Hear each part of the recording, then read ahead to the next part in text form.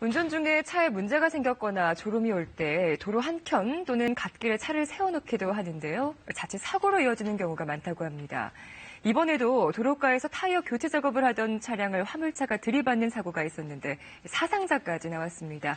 관련해서 대덕대 자동차학과 이호근 교수와 살펴보겠습니다. 안녕하세요. 네, 안녕하세요. 네. 어제 새벽이죠. 올림픽대로에서 그 연쇄 추돌 사고가 있었는데 먼저 어떻게 해서 발생한 사고였는지 화면으로 보신 후에 이야기를 계속해서 나누도록 하겠습니다. 택시 뒷부분이 완전히 부서졌습니다. 화물차 밑에는 승용차가 한 대 들어가 있는데요. 어제 새벽 0시 33분경 도로가에서 타이어를 교체하던 택시를 4.5톤 트럭이 들이받았습니다. 타이어 교체하고 있다 신고가 떨어졌는데 2분 뒤에 또 신고가 들어온 거예요. 화물차가 뒤에 들이받는 거예요. 택시. 첫 번째 사고 직후 현장에서 300m 떨어진 119 안전센터에서 구급 요원들이 즉각 출동했습니다. 그리고 5분 후인 0시 38분에 구조 작업이 진행 중인 현장으로 승용차가 돌진했습니다. 불과 5분 사이에 2차 사고까지 발생한 겁니다. 이 사고로 택시기사와 승객이 숨졌고 구급대원과 승용차 운전자가 크게 다쳤습니다. 경찰은 삼각대를 설치하지 않은 것이 사고를 키운 것으로 보고 있습니다. 택시 운전자하고 피해자가 후방에다가 안전표시나 이런 거를 전혀 안 해놓고 차다같이 사고 난 거죠. 타이어를 교체하던 택시를 화물 트럭이 덮친 것이 1차 사고였었고요. 또 이 사고를 수습하던 구급대원을 또 다른 승용차가 들이받았던 것이 이제 2차 사고로 이어졌는데 올림픽대로에는 갓길이 없죠? 예, 맞습니다. 규정상 고속도로에는 갓길을 설치하도록 되어 있는데 올림픽도로 같이 시내에 있는 그 고속화도로에는 갓길 설치의 의무가 없기 때문에 일반적으로 없고요. 상당히 좁은 노견이 있습니다. 그런데 이런 사고 보면 일단은 가장 중요한 것은 화물차하고 승용차 운전자가 전방을 주시하지 않고 이렇게 태만했다. 이 부분이 가장 큰 문제고요.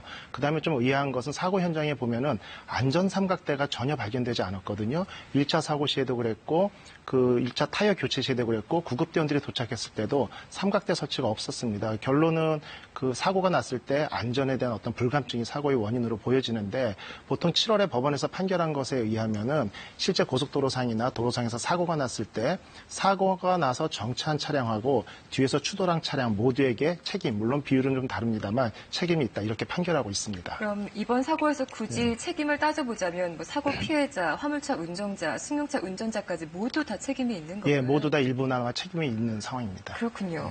일단은 갓길이 아닌 곳이었었고 또 안전물도 전혀 없었다는 것이 사고를 키웠습니다. 그렇다면 전형적인 안전 불감증 사고라고도 볼 수 있을 텐데 실제로 그 안전물, 삼각대를 설치하는 것이 또 주간과 야간의 경우 규정이 다르잖아요. 이 경우에는 야간이었죠. 예, 맞습니다. 현행 도로교통법상에는 주간에는 이제 100m 후방에 안전 삼각대를 설치하도록 의무화되어 있고요. 야간에는 그 안전 삼각대를 200m 후방에 설치를 하고 또 한 가지는 불꽃 신호기를 설치하도록 되어 있습니다. 그래서 상당히 멀리서도 그 신호를 볼 수 있도록 되어 있는데 실제 이번에 여론조사에서도 나온 바와 같이 너무 먼 거리에 100m, 200m 떨어진 데다가 신호기를 설치하는 자체가 상당히 2차 사고의 위험성이 있다고 보기 때문에 교통공단이나 이런 쪽에서는 이런 부분을 개정을 해서 불꽃 신호기 등의 의무화를 좀 더 강력하게 추진을 해서 내년도 상반기에는 법이 좀 개정될 것으로 보여집니다. 그렇다면 운전자들이 만약에 일어날 사고에 대비해서 이 안전 삼각대와 불꽃을 가지고 다녀야 된다는 말씀이세요? 소지를 해야 된다는 거예요? 예, 맞습니다. 의무적으로 그렇게 되어 있습니다. 의무적으로. 하지만 얼마나 많은 운전자들이 실제로 늘 소지를 하고 있을까 싶기도 하고요. 또 설령 이런 안전 삼각대를 가지고 있다고 하더라도 이 사고가 난 상황에서 설치를 해본 경험이 있는 사람이라면 모르겠지만 막상 이것을 100m, 200m 걸어가서 설치하는 것에 대한 부담감이 있을 거란 말이에요. 네, 맞습니다. 그래서 이제 경기연구원에서 조사를 했는데요. 안전 삼각대의 설치의 의무를 알고 있는 사람이 84.8%로 실제 뭐 100명 중에 85명이니까 대부분이 설치 의무 또는 소지의 의무를 알고 있었습니다. 그런데 그 불꽃 신호기 야간에 필요한 불꽃 신호기도 의무화되어 있다는 것을 아는 사람은 25%가 좀 안 됐고요. 문제는 24몇 %의 그 의무를 알고 있는 사람 중에서도 전체 응답자의 4.6%만이 그 불꽃 신호기를 소지하고 있었어요. 결국 20대 중에 한 대도 안 된다는 얘기거든요. 그다음에 말씀하신 대로 이런 사고가 났을 때 안전 삼각대를 후방에 설치를 하겠느냐라는 설문지에 당연히 한다라고 답변을 할 줄 알았는데 49.3%는 설치하겠다라고 응답을 했고 오히려 절반이 넘는 50.7% 57%가 설치를 안 하겠다고 얘기했습니다. 근데 그 이유를 물어봤더니 34%가 2차 사고의 위험성에 대한 두려움을 얘기를 했고요. 네. 또 한 가지는 45.8%는 200m, 100m 떨어진 너무 먼 거리에 설치하는 게 좀 위험하다. 거기까지 갈 자신이 없다. 이렇게 얘기를 했는데 실제 주간에도 도로상에서 보면 안전삼각대를 설치한 사람들도 보면 사고 현장에서 10m, 20m, 많아야 30m 후방에 설치하는 경우 상당히 많이 보거든요. 네. 그런데 고속도로에서 보통 108km, 110km로 주행 시에는 1초에 30m를 갑니다. 차량이.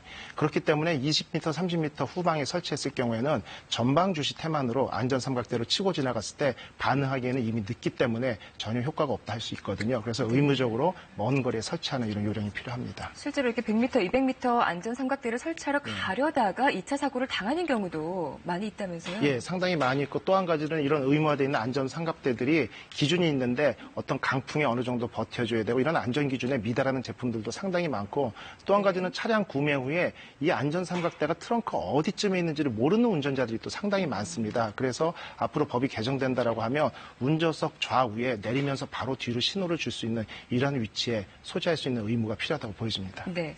좀 불편하지만 그럼에도 불구하고 안전수칙을 잘 지키는 것이 중요한 이유는 대형 사고로 이어지는 것을 예방할 수 있기 때문이겠죠. 자, 방심하는 사이에 2차 사고로 이어지는 현장 함께 보겠습니다.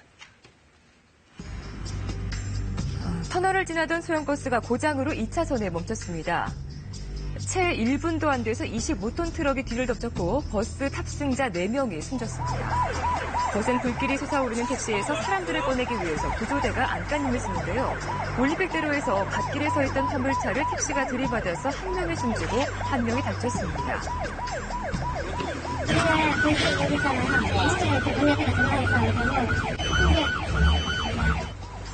타이어가 터져서 갓길에 세워놓은 화물차를 택시기사가 미처 보지 못한 것으로 보입니다. 앞서가던 승합차가 비상등을 켜고 갑자기 속도를 줄입니다. 승합차 앞에는 빨간색 승용차가 1차선에 멈춰섰고 여성 운전자가 도로에 내린 사고인데요. 안심하고 있는 순간 화물차 한 대가 빠른 속도로 승합차를 들이받았습니다.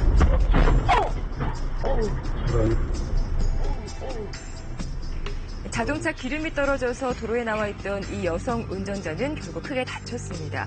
이 밖에도 이런 2차 사고가 우리 일상에서 비일비재하게 발생하고 있었습니다. 이렇게 흔히 사고가 났거나 차량을 정상적으로 운행하기 어려울 경우에 갓길에 세워두는 경우도 더러 있었는데 그 마음 놓고 있잖아요. 뒤에서 차가 그렇죠. 알아서 피해가겠거니.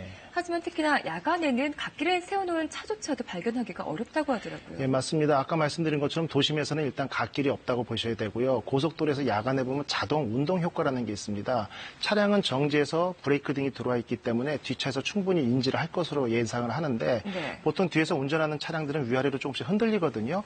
결국 뒤에 따라오는 차량의 운전자의 눈동자가 흔들리다 보니까 앞에 있는 불빛이 위아래로 움직이는 것으로 보여지는 거죠. 그러다 보니까 정지해 있는 차량이 이동한다고 착각을 하게 되고 속도를 줄이지 않았다가 2차 사고가 유발되는 것입니다. 근데 사실 갓길 주정차가 원칙적으로는 또 금지되어 있는 사항 아닙니까? 예, 맞습니다. 특별한 경우를 제외하고는 비상 상황을 제외하고는 갓길에 차를 정차해 놓는 것은 위법인데 요즘 보면은 전화를 받기 위해서 내비게이션을 조작하기 위해서 가끔 세워놓는 차량들이 상당히 많이 있는데 엄연한 불법 행위입니다. 네, 그럴 경우 반드시 안전모를 설치해 놔놓는 것이 좋다는 거. 만약에 아까의 경우처럼 고속도로에서 사고가 난다면 그럼 일단 대피를 해야 하잖아요. 근데 혼자 대피하기 좀 무섭고 또 어려운 상황인데 도움을 받을 수가 있을까요? 예, 충분히 도움을 받을 수 있습니다. 일단은 고속도로에서 사고가 발생했을 때는 안전삼각대를 후방에 설치를 하고요. 그다음에 본인이 안전한 것을 충분히 확보한 다음에 차량 바깥으로 해서 도로에서 벗어나는 게 가장 중요한데 이럴 때 도로에서 벗어나가지고는 차량을 또 견인해서 치워야 될 의무가 있습니다. 그런데 이럴 때 당황하지 말고 한국도로공사 콜센터에 보면 1588-2504라고 무료로 이용할 수 있는 서비스가 있습니다. 그래서 2504만 외우고 계시다가 서비스로 전화를 하면 도로공사에서 차량을 안전한 곳으로 치워주는 이런 서비스가 존재합니다. 그렇군요. 고속도로도 그렇고 일반 도로도 마찬가지고요. 이것이 이제 2차 사고로 이어질 경우에 치사율이 훨씬 높아진다고 하니까요. 이왕이면 미연에 좀 예방을 하는 것이 좋을 것 같습니다. 2차 사고를 막기 위한 행동 요령, 지침 몇 가지 좀 일러주시죠. 2차 사고가 발생할 경우에는 당연히 예상하지 못했기 때문에 치사율이 상당히 높은데요. 즉시 비상등을 켜고 트렁크를 열면서 이동을 하고요. 그다음에 갓길 등의 안전한 곳으로 차량을 이동을 시킵니다. 그다음에 차량 뒤편에 안전 삼각대를 본인의 안전이 확보된 다음에 설치를 하고 네. 도로 밖에 안전한 장소로 대피한 후에 고장 및 사고 발생 신고를 합니다. 그리고 안전한 장소에서 후속 차량에 가능한 한 신호를 보내면서 2차 사고를 예방할 수 있는 적극적인 조치를 취하는 요령이 필요합니다. 네, 잘 들었습니다. 지금까지 이호근 교수와 함께했습니다. 고맙습니다. 네.